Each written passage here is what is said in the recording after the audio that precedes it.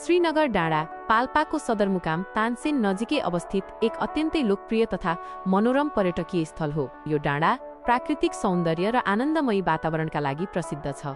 श्रीनगर डाँडाबाट धवलागिरी, अन्नपूर्ण, मनास्लु, माछापुच्छ्रे तथा कान्जिरोवा जस्ता सुन्दर हिमश्रृङ्खलाहरूको स्पष्ट र विहङ्गम दृश्य अवलोकन गर्न सकिन्छ। बिहानको समयमा यहाँबाट सूर्योदयको दृश्य अति आकर्षक देखिन्छ।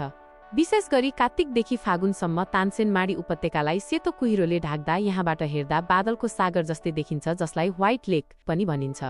डाँडाभर पर फैलिएको हरियो सल्लाको जङ्गलले यहाँको वातावरणलाई शीतल, शान्त र सुवासित बनाएको छ।